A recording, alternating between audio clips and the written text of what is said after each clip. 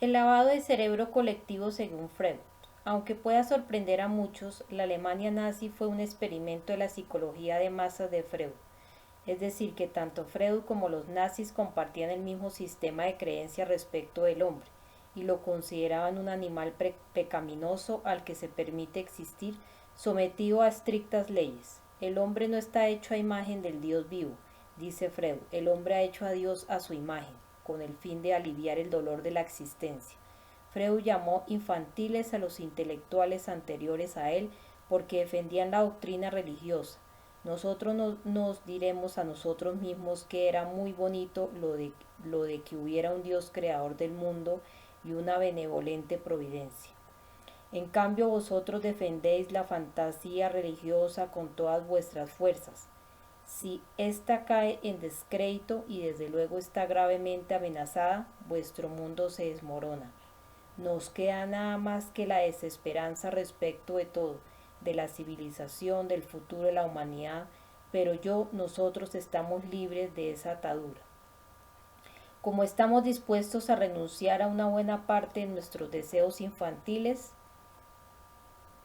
podemos soportar que unas cuantas de nuevas expectativas resultaran fantasiosas. Toda la psicología freudiana es una forma de lavado de cerebro, ya que para estar de acuerdo con sus premisas es necesario aceptar que el hombre es un animal que debe negar la existencia de las leyes universales y de Dios. La psicología freudiana, tal como predican Freud o los neofreudianos como Carl Jung, hizo furor en los años 20. Fue introducida en la cultura popular por los medios de comunicación del momento, los artículos publicados en periódicos y revistas, su moralmente demencia teoría del ide, el ego y el superego pasó a formar parte de la cultura popular, al igual que su convicción de que la creatividad nace del impulso sexual. Uno de los elementos clave de la obra de Freud sobre la psicología de masas proviene de la psicología de las masas del psicólogo francés Gustave Le Bon, quien afirmaba que el hombre cuando forma parte de una muchedumbre regresa a un estado mental primitivo. Entre la muchedumbre las personas desinhiben y olvidan las normas morales y se vuelven sumamente emocionales. Le Bon dice que significa el retorno a la naturaleza primitiva del hombre. El hombre afirma ha regresado a sus raíces animales. En eso se basa la movilización de la gente en masa. Los desfiles de la victoria son solo un ejemplo de este fenómeno. La idea de que todos los ciudadanos de bien deben concentrarse alrededor de la bandera para atacar en sí misma otra forma de dictadura social. Pero este fenómeno tiene otro efecto secundario. Aunque el hombre masificado se ha vuelto de pronto más primitivo y su comportamiento más propio de un animal, también siente aumentar su poder, mientras que su responsabilidad individual respecto a sus actos, un factor clave en todo juicio moral, disminuye. Por otro lado, lejos de aceptar que todo ha de dirigirse hacia un propósito común, Freud y Le Bon ignoran el derecho que tiene la mente de saciar su curiosidad y seguir donde quiera que pueda llevarla esta. Al fin y al cabo, la curiosidad es insubordinación en su forma más pura, una actitud que en Estados Unidos de hoy lo llevaría a una cárcel por realizar una actividad antiamericana. El legado de la civilización cristiana occidental defiende la libertad de la mente del individuo frente a la coerción de la cultura de masas, la propaganda dirigida a las masas o a la movilización de las masas. El dominio de las masas por parte de una minoría seguirá siendo tan imprescindible como la imposición coercitiva de la labor cultural, escribió Freud en 1927, atacando a la religión en su obra El porvenir de una ilusión, porque las masas son perezosas e ignorantes. Estas ideas no se apartan mucho de los escritos de Hitler, forman el meollo del pensamiento nazi. Mucho antes de que Hitler publicase Mein Kampf, Freud habló en su Psicología de las masas y análisis del yo del principio de liderazgo en torno al cual se organiza el Estado nazi. Cualquier masa, ya sea la de una nación o la de un grupo creado al azar, debe tener un líder, escribió, y agregó una persona que le proporcione su ideal del yo o valor. El líder se convierte en el ideal del yo común de cada miembro y adquiere todas sus facultades críticas de igual modo que el hipnotizado cede su autodeterminación al hipnotizador. Es el líder quien aporta el vínculo común a una masa de personas. El apego común al líder permite que cada miembro se identifique con otro, con lo cual se proporciona forma y dirección a la masa. Era freudiano Hitler. Se sabe que Hitler leía a Le Bon, escribe Lonnie Wolf en La creación de una sociedad fascista. No se sabe con certeza que leyera a Freud, ni que conociera psicología de las masas y análisis del yo, pero está claro que quienes llevaron a Hitler al poder y quienes dirigieron su movimiento leían a Freud, al igual que la mayor parte de la élite gobernante de aquella época. Eran aquellos quienes promovían la moda freudiana y su propaganda por todo el mundo. Carl Jung y Hitler. Un importante neofreudiano que se convirtió en un abierto simpatizante de los nazis fue el psicoanalista suizo Carl Jung, cuya amistad con Freud finalizó cuando éste se negó a encontrar valor alguno en el misticismo gnostístico. Freud, que se oponía a incluir ideas místicas en el psicoanálisis, asociaba la palabra misticismo con sesiones de espiritismo, voces de otros mundos, ruidos, apariciones, levitaciones, trances y profecías. Jung vio en Hitler la apoteosis del esfuerzo que había realizado él buscando una comunión pagana con el más allá, una búsqueda que comenzó en 1915, al sufrir una colosal crisis nerviosa. En su ensayo de 1997 sobre Hitler y Jung, Wolf sostiene que entre Hitler y las teorías psicoanalistas de Jung, hoy una de las bases conceptuales de la ideología de la nueva era, existe una enorme relación, dada la fascinación del Jung por Hitler, porque Jung estaba obsesionado con la idea de que la realidad más profunda, la mayor verdad, yacía bajo los aspectos inconscientes, místicos y psicóticos de la mente del hombre, en contraposición con la visión judeocristiana del mundo, más racional, externa y científica. Esta fue la base de su estudio de sí mismo durante largas décadas, en su afán de encontrar un mito o un sistema mítico previo capaz de ilustrar las ideas que tenía de la psicología de la religión. Empezó por el gnosticismo, siguió por el estudio de la astrología y más tarde la alquimia especulativa como sistema simbólico. Según Jung, existe un profundo sustrato de la conciencia bajo las capas de los instintos mecánicos y los fenómenos mesurables de la psicología clínica, al que llamaba inconsciente colectivo. Estas imágenes se hacen visibles en determinadas circunstancias, como los mitines políticos o los rituales religiosos, las pantallas de cine o la publicidad y la propaganda.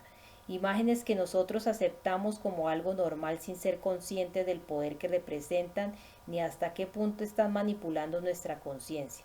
Y a su vez esas imágenes, esa trama o matriz que está por debajo del universo observado, una especie de red de conexiones que unen eventos según un sistema que apenas podemos percibir, están manipuladas por la mano invisible de los lavacerebros del Instituto Tavistock y de la Escuela de Frankfurt.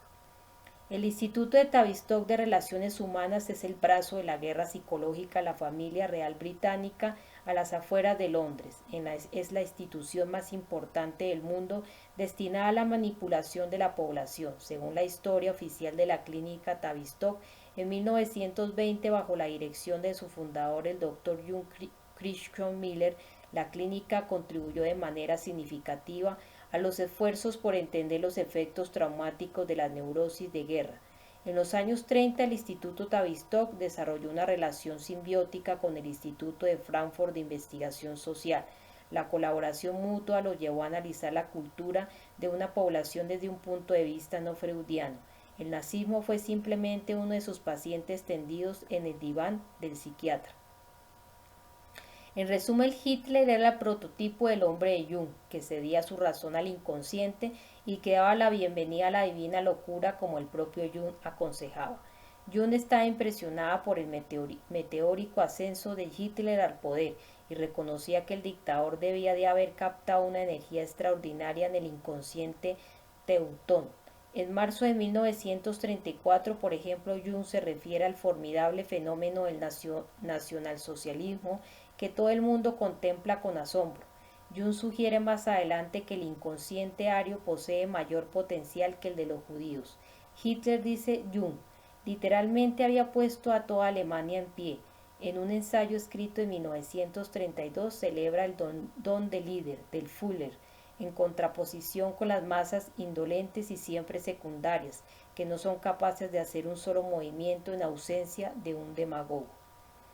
En 1936, Jung se percató de que Hitler era uno de los elementos botánicos en referencia a un antiguo dios germánico que se había reprimido anteriormente. Lo impresionante del fenómeno alemán es que un único hombre que obviamente está poseído ha contagiado a una nación entera hasta el punto de que todo se ha puesto en marcha y avanza hacia la perdición.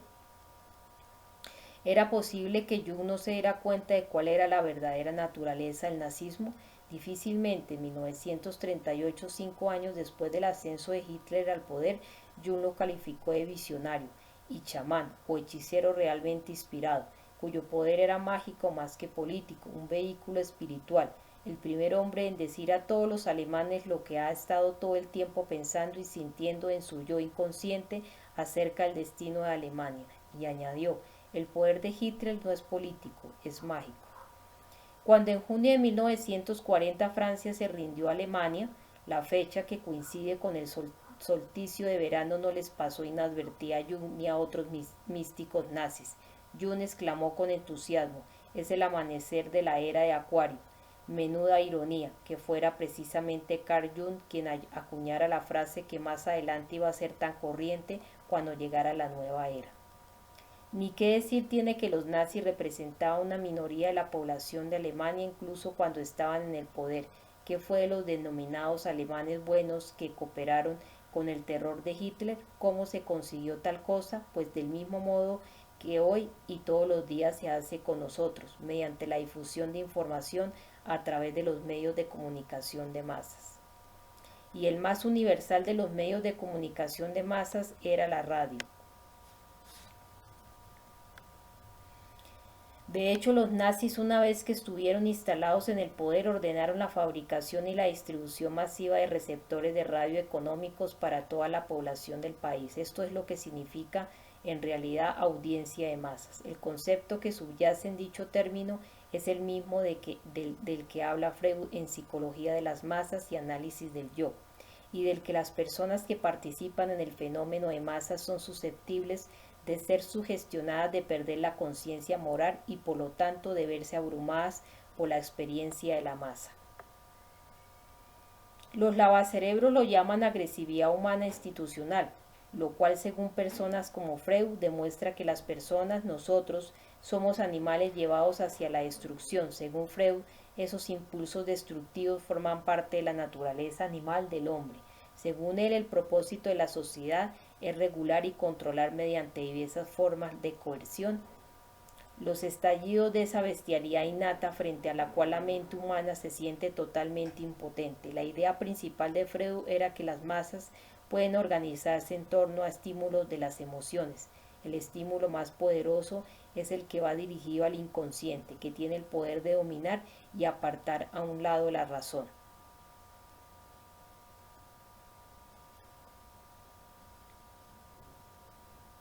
Las masas nunca han tenido sed de la verdad, escribió Freud refiriéndose a las masas de mente primaria que se mueven en función de las necesidades elementales, exigen ilusiones y no saben prescindir de ellas.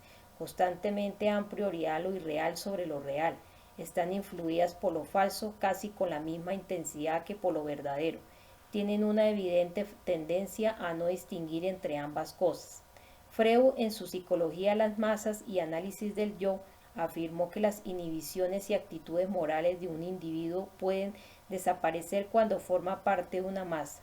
Lonnie Wolf relata de manera sucinta la historia de la supuestamente impactante experiencia de masas de Freud, capaz de gratificar las emociones. Freud afirmó además que en dicha circunstancia, con la razón dominada por lo emocional y sin posibilidad ni voluntad de buscar la verdad, la persona que forma parte de una masa pierde su conciencia moral o lo que Freud denomina su ideal del ego.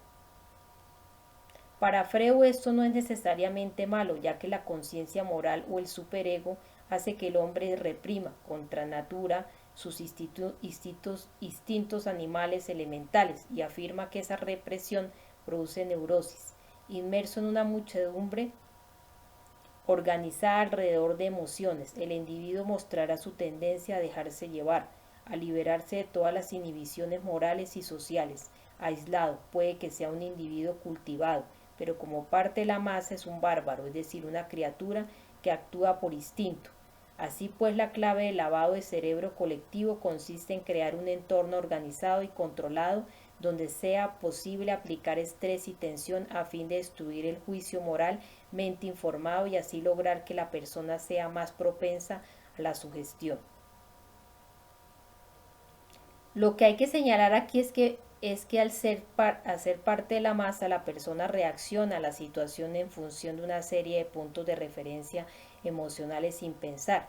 En el caso de la Alemania nazi, en millones de hogares se oía por la radio la voz de un solo hombre, Adolf Hitler. El hecho de que toda Alemania estuviera oyendo su voz al mismo tiempo daba más fuerza al mensaje. El oyente, al formar parte de una experiencia colectiva, lo absorbía literalmente como un conjunto de puntos de referencia emocionales y no racionales. Los discursos de Hitler se encuentran entre los primeros acontecimientos de masas de la historia y estaban orquestados con tanto cuidado como cualquier evento de la historia moderna.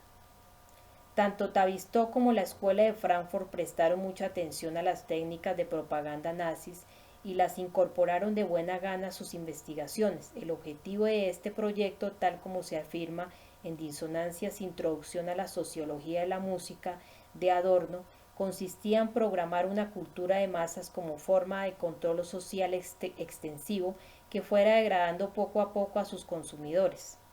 La aplicación de sus investigaciones sobre la conducta humana iba a desembocar una década más tarde en una importante e irreversible revolución cultural de Estados Unidos. Los lavacerebros llegaron a la conclusión de que los hechos divulgados por los medios de comunicación de masas habían conseguido que la gente dejase de creer en la realidad y estuviera dispuesta a aceptar sin espíritu crítico lo que se dijera, información que de haberla oído en otro contexto, con toda probabilidad habría rechazado. Ahora vuelvo a pensar en la época actual. ¿No le parecen demenciales algunas de las cosas que nos han dicho quienes nos gobiernan?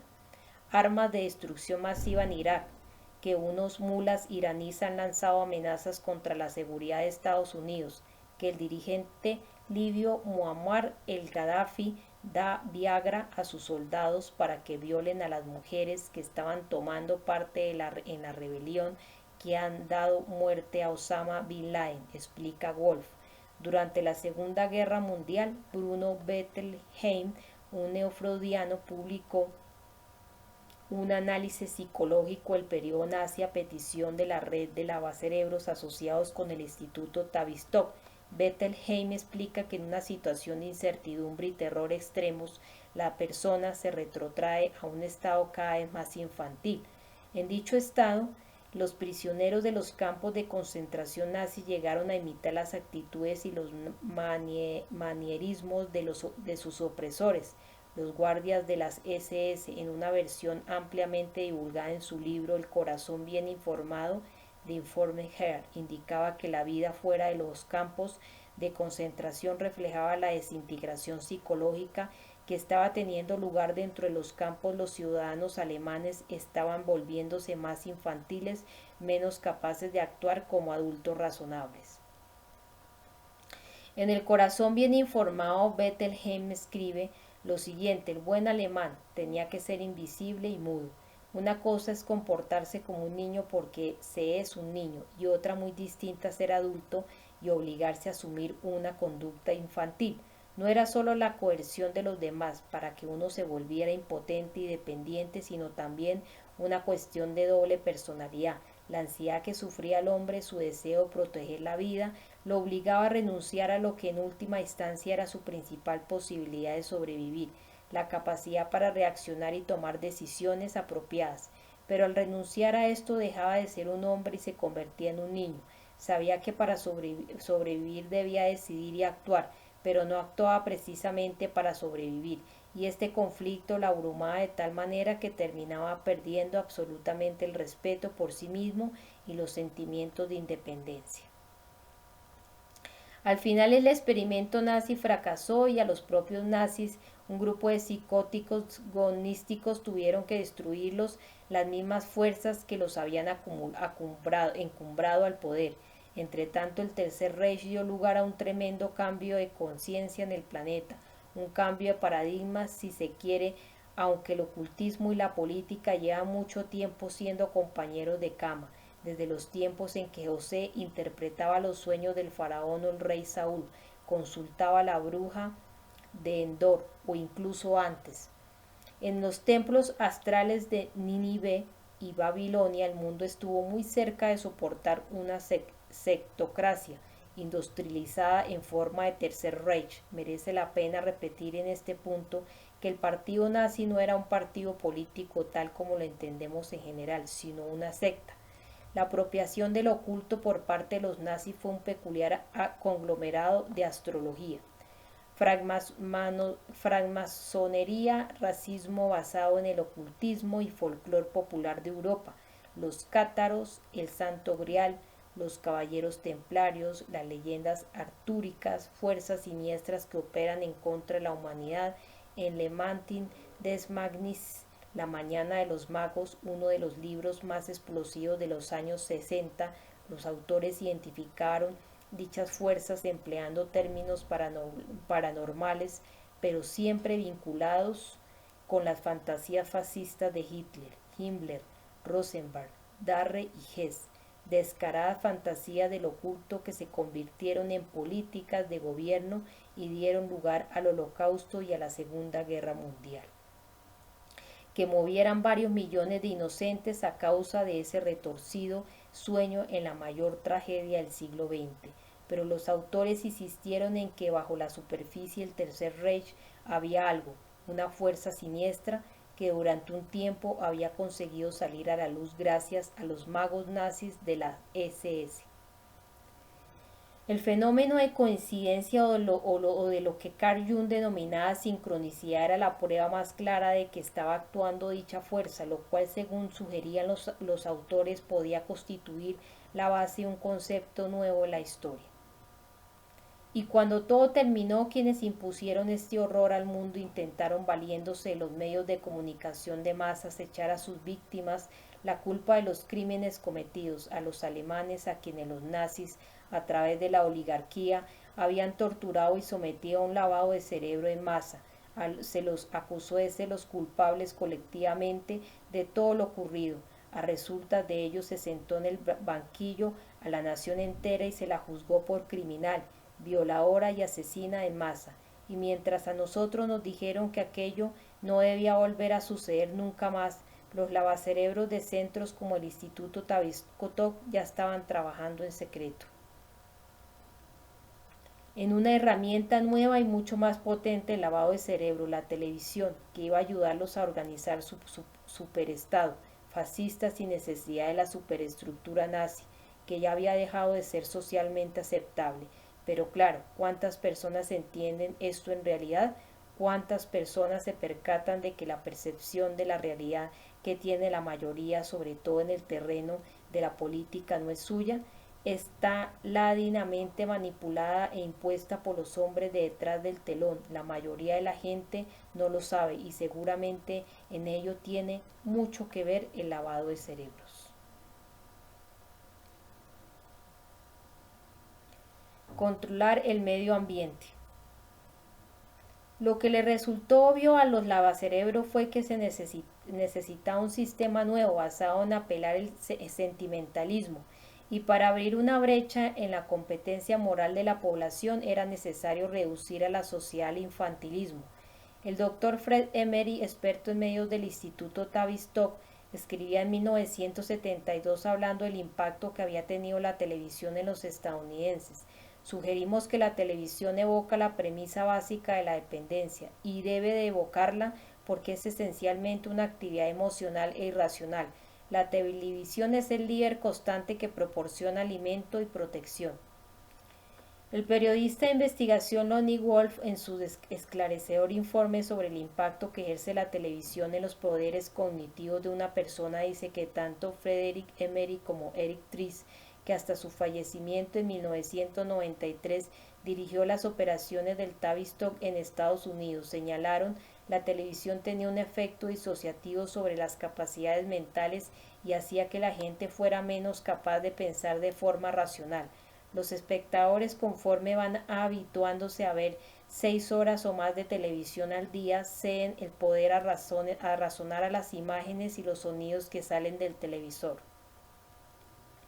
Tavistock reconoció que la costumbre de ver televisión destruye la capacidad que tiene la persona de realizar una actividad cognitiva crítica. Dicho de otra forma, nos vuelven tontos. Porque poner a la sociedad a la altura de los animales, especialmente importante desde el punto de vista de Tavistock, si se pretende controlar el planeta Tierra, dado que la única manera de incrementar el poder del ser humano como especie dentro del universo y sobre él consiste en descubrir y dar validez a los múltiples principios físicos que lo rigen. Se deduce que la única manera de actuar que distingue al ser humano de los animales es esa forma de acción denominada cognición, mediante la cual se genera el acto de descubrir los múltiples principios físicos corroborables del universo. De este modo, esa acumulación de conocimientos útiles de generación en generación para fines prácticos en las que definen la probable evidencia que distingue al hombre de las bestias. Sin embargo, el efecto disociativo no es más que uno de los muchos aspectos vinculados al problema de cómo superar la resistencia y cambiar el actual paradigma de la sociedad. Según los lavacerebros del Instituto Tavistock, según Theodor Adorno de la Escuela de Frankfurt, resulta obvio que la modificación de la estructura potencialmente fascista no se puede conseguir únicamente por medios psicológicos. Dicha tarea es comparable a la de eliminar del mundo la neurosis o la delincuencia o el nacionalismo. Todo resultado de la organización de la sociedad que deben cambiarse solo en la medida en que cambie dicha sociedad. No le compete al psicólogo decir cómo se deben operar esos cambios. El problema es tal que requiere el esfuerzo conjunto de todos los sociólogos. Lo único en que quisiéramos insistir es en que tenga voz el psicólogo en los consejos o las mesas redondas donde se estudie el problema y se planifique la acción. Estamos convencidos de que entender científicamente la sociedad implica entender lo que hace ésta a las personas y comprender que es posible hacer reformas sociales, incluso amplias y radicales, que aunque sean deseables en sí mismas, no cambien necesariamente la estructura de una personalidad influida por los prejuicios.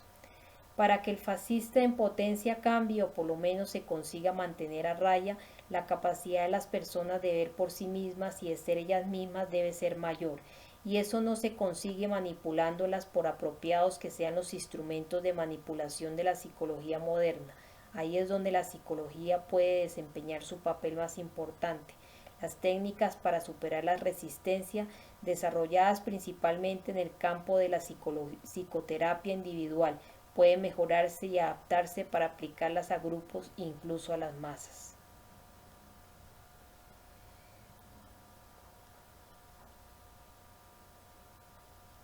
La turbulencia social. En Tavistock, Eric Ries y Ferit Emery desarrollaron una teoría acerca de la turbulencia social, supuestamente para suavizar el efecto de impresiones futuras, mediante la cual se podía ablandar a una población utilizando fenómenos en masa como cortes en el suministro de energía, hundimientos económicos y financieros y ataques terroristas. Si las impresiones iban muy seguidas unas de otras y se administraban cada vez con mayor intensidad, era posible inducir a la sociedad entera a un estado de psicosis colectivo, sostuvieron Ries y Emery, y también afirmaron que las personas terminarían disociándose, pues intentarían huir del terror causado por una realidad tan apabullante. Se encerrarían en un estado de negación y se refugiarían en diversiones y entretenimientos populares y mostrarían cierta tendencia a sufrir accesos de cólera. De hecho, estamos hablando de dos caras de la misma moneda. Por un lado, llevar a cabo una manipulación y un control encubierto y sutil de la conciencia y el pensamiento humanos mediante el poder de la televisión, y por el otro, cambiar de paradigma de forma directa y patente, modificar los conceptos básicos, ampliar los parámetros y cambiar el terreno de juego y todas las reglas por las que se define la sociedad dentro de un periodo de tiempo excepcionalmente corto. Una de las personas claves que participaron en la guerra psicológica contra la población creando artificialmente un estado de turbulencia social fue Kurt Lewin, un pionero de la dinámica de grupo que formó parte de la escuela de Frankfurt durante sus primeros tiempos y huyó de Alemania cuando Hitler asumió el poder.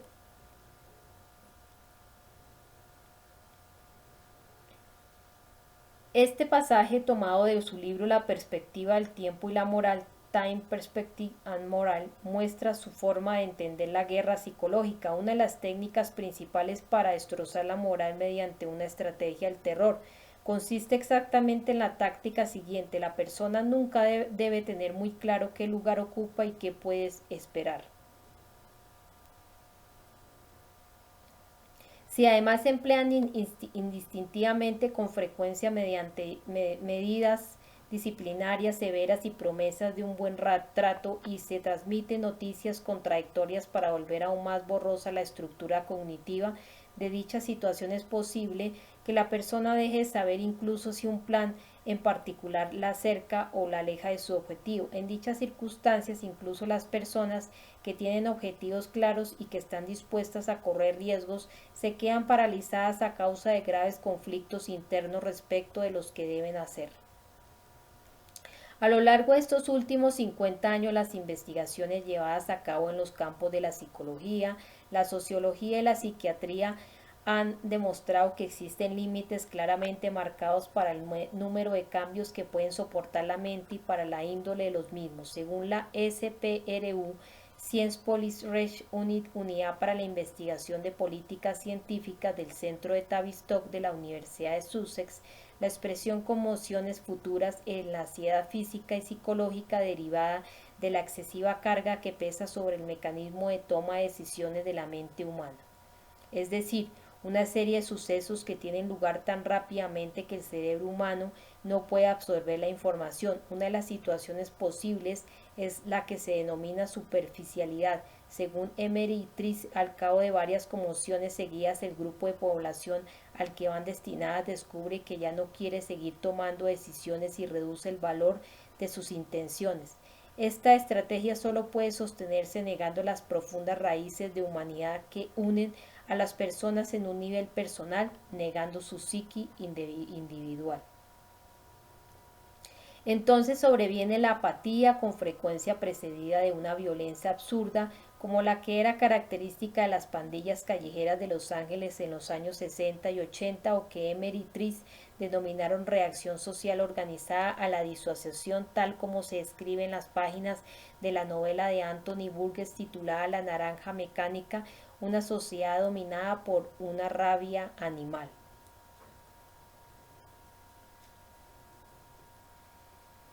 Ese grupo se vuelve fácil de controlar y obedecerá dócilmente las órdenes sin revelarse que es la finalidad del ejercicio, agregan Trice y Emery. Es más, los adultos disociados no son capaces de ejercer una autoridad moral sobre sus hijos, ya que están demasiado ensimismados en sus propias fantasías infantiles provocadas por la televisión. Y si duda usted de lo que estoy diciendo, observe a las personas adultas de hoy en día, que han aceptado la decadencia moral de la generación sin futuro a la que pertenecen sus hijos, en lugar de enfrentar el conflicto, y de este modo han aceptado normas morales decadentes.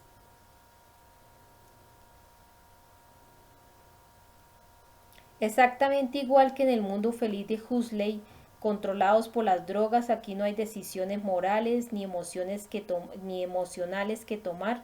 Los hijos de las flores y la rebelión empapada en drogas de la era de Vietnam constituyen un ejemplo perfecto de cómo funciona esta situación.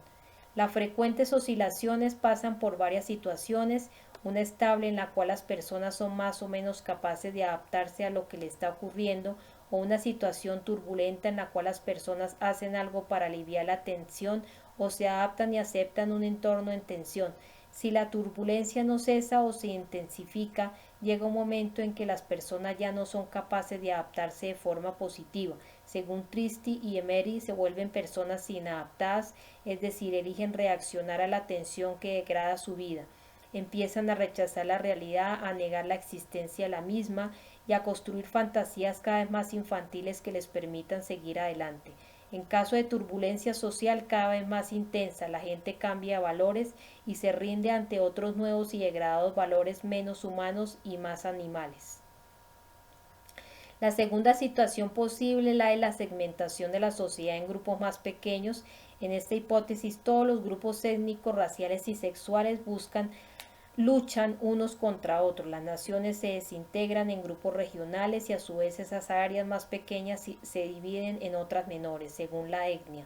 Tritz y Emery dicen de esta situación que aumentan los prejuicios dentro y fuera del grupo a medida que la gente procura simplificar las decisiones. Las líneas naturales que señalaban las divisiones sociales se convierten en barricadas.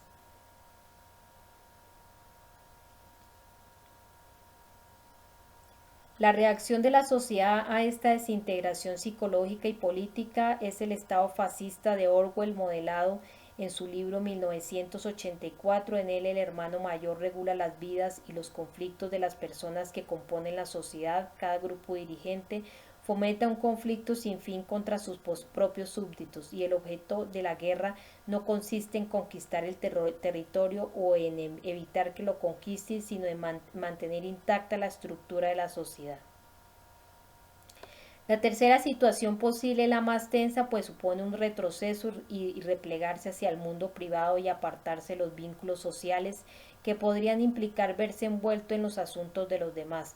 Hay mucha diferencia entre ese grado de disociación y el que vemos hoy en los grupos de personas de entre 15 y 24 años. Estamos nosotros muy lejos de este panorama moral y social, es casi el mismo, ¿verdad? Triss y Emery están convencidos de que los hombres se mostrarán dispuestos a aceptar la perversa humanidad de hombre que caracterizó al nazismo, no necesariamente la estructura del Estado nazi, sino el punto de vista moral de la sociedad nazi.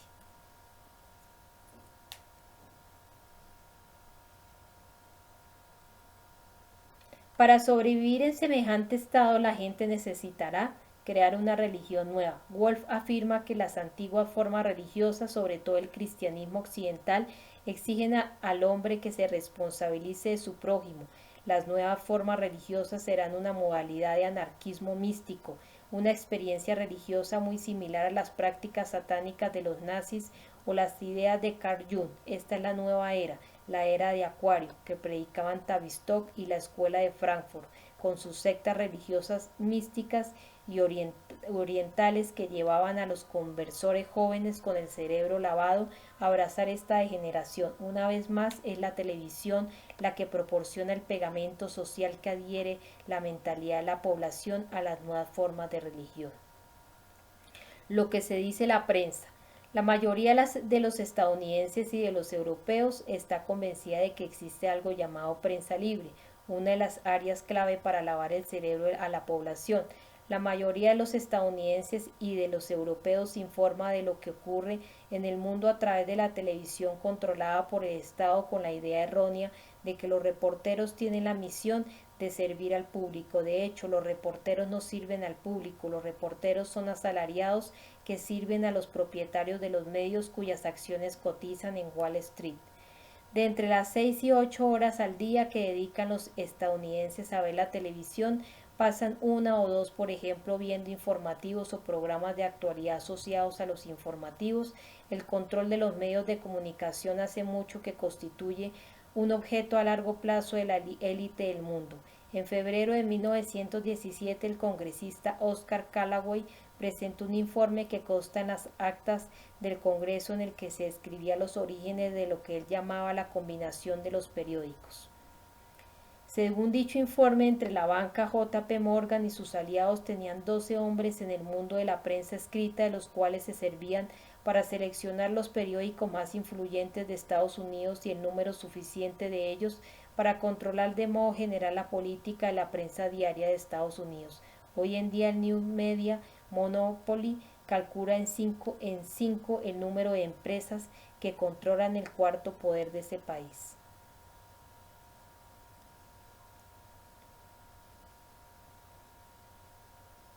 En su número de agosto-septiembre de 1993, la prestigiosa revista holandesa Exposure reveló varios detalles inquietantes acerca de cómo el Instituto Tavistock de Análisis de la Conducta tenía pensado controlar las juntas directivas a las tres cadenas de televisión más importantes y más prestigiosas de Estados Unidos, la NBC, la CBS y la ABC. Estas tres cadenas habían salido de la Radio Corporation of America, RCA. Estas organizaciones e instituciones que teóricamente compiten entre sí. Esto forma parte de la independencia que garantiza que los estadounidenses pueden disfrutar de noticias no sesgadas. De hecho, están muy interrelacionadas y vinculadas a incontables empresas y bancos hasta el punto de que resulta casi imposible separar unos de otros.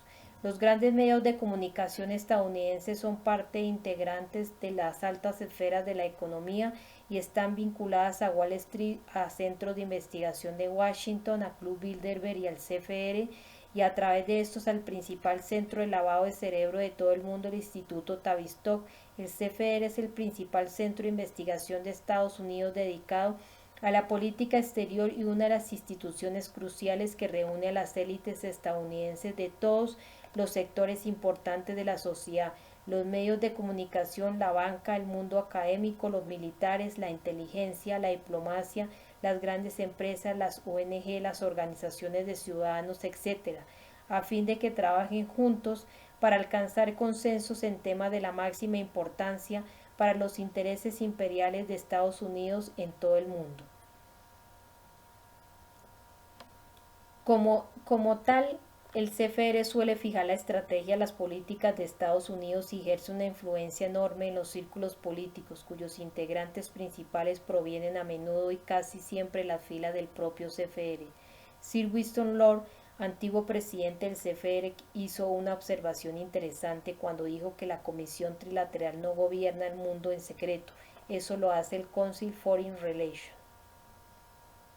Campaña de propaganda.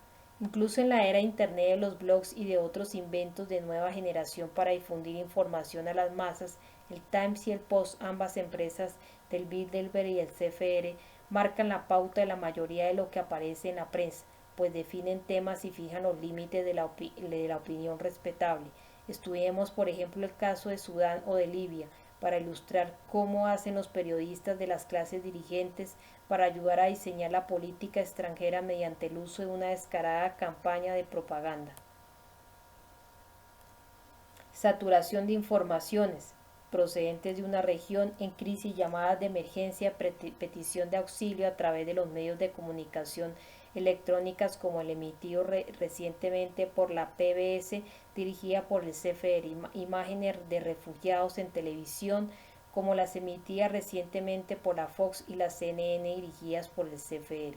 Morbosos relatos de violaciones en masa, sin duda diseñados para excitar a la vez que provocar indignación, evocaciones en tono de reproche del genocidio de Ruanda, demanda de que hay que hacer algo, cómo podemos quedarnos a brazos cruzados, etc. Editoriales en The New York Times, The Washington Post, Newsweek, la revista Time, dirigidos por el CFR, y en la revista Foreign Policy, propiedad del CFR, con artículos de opinión muy sesgados de Sidney Bereniski, miembro del CFR, y del Bilderberg, que pide regresar a la época del benévolo imperialismo de Rudyard Kipling. Y por último, el anuncio de que efectivamente se están haciendo planes para una intervención. Ahora vamos a encender la televisión para ver con nuestros propios ojos cómo se preparan las noticias para que las consuma el público. Todas las piezas informativas se transmiten en fragmentos breves que no duran más de 30 segundos. Una noticia importante puede durar hasta 1 minuto o 1 minuto y medio. Imágenes comentadas, entrevistas cortas compuestas por lo general por unas cuantas frases, unos cuantos fragmentos inconexos. El segmento medio de 30 minutos puede contener hasta 40 ítems informativos presentados uno detrás de otro. Después se pasa a los deportes, el tiempo, el mundo del espectáculo y unas pocas bromas ociosas entre los presentadores. Pero estamos presenciando sucesos reales del mundo real. Así es como se ven in situ los complejos hechos que ocurren en el mundo. Libia embutida en una noticia de 30 segundos, los 2000 años de historia de Afganistán comprimidos en una entrevista de 45 segundos diseccionada en 3 fragmentos más breves, cada uno formado por 3 frases de 6 palabras, ¿no será más bien una imagen gravemente distorsionada que el locutor cuenta como si se tratara de la realidad? Teniendo en cuenta la manera en que se dan las noticias, ¿usted consigue alguna vez reflexionar detenidamente acerca de alguna de ellas? Pues no. En vez de eso, usted ve el informativo y se limita a absorber la información en el formato en que se le presentan. Se sorprendería entonces si yo le dijera que pasadas 2 horas la mayoría de los espectadores solo recuerdan un vago resumen de lo que ha visto. Oriente Próximo está que arde. Eso es en no sé dónde han asesinado a más civiles. Las inundaciones han arrasado un montón de kilómetros cuadrados en sí, hombre, ¿dónde era? La economía europea está débil y hay otro país más que solicita un rescate. En Japón ha habido un terremoto y de forma milagrosa una persona ha sobrevivido 9 días enterrada bajo los escombros. Increíble, genial. Esa persona debería ir al programa de Oprah Winfrey. Hola, mamá, estoy en la tele. Incluso las imágenes en directo de accidentes de tráfico, asesinatos de pandillas callejeras, violaciones, desastres naturales, guerras y atentados terroristas se ofrecen después de haber llevado a cabo cuidadosos estudios en las divisiones de neurología de las principales facultades de medicina. En las últimas décadas, los expertos en guerra psicológica han desvelado una nueva pseudociencia denominada victimología, desarrollada por el Instituto Tavistock de Londres, que se basa en la teoría de que se puede causar un trauma a las personas exponiéndolas a imagen de extrema violencia.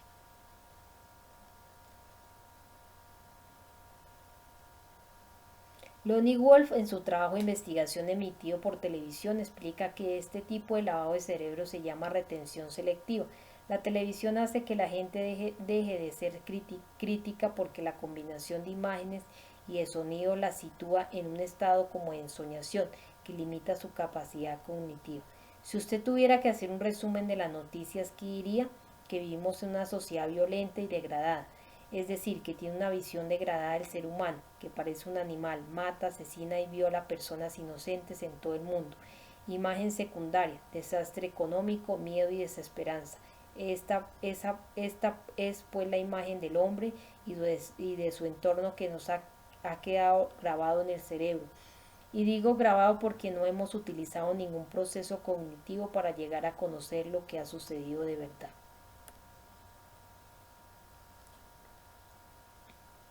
Hal Becker, del Future Group, afirma que mediante el control de la programación de las noticias que se dan por televisión, él es capaz de crear opinión pública, manipulando nuestra manera de pensar y de actuar. Los estadounidenses creen que están gobernados por unos burócratas de Washington que hacen las leyes y reparten dinero. Qué equivocados están. Los estadounidenses están gobernados por sus prejuicios y sus prejuicios están condicionados por la opinión pública. Creemos que nosotros decidimos todo. Somos muy engreídos. La que decide por nosotros es la opinión pública. Incide en nuestro instinto gregario como si fuéramos animales asustados.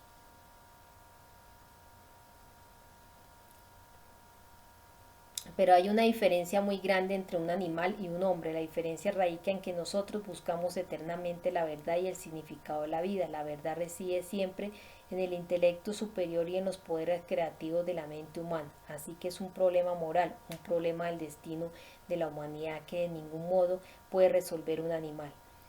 Cada generación debe avanzar un poco más que la generación que la precede, y esa esperanza, la de que ocurra así, debería ser lo que sintiera una persona que está a punto de morir de vieja, la idea de que su vida ha servido para algo, porque ha puesto los cimientos para una vida mejor que la que ha conocido ella.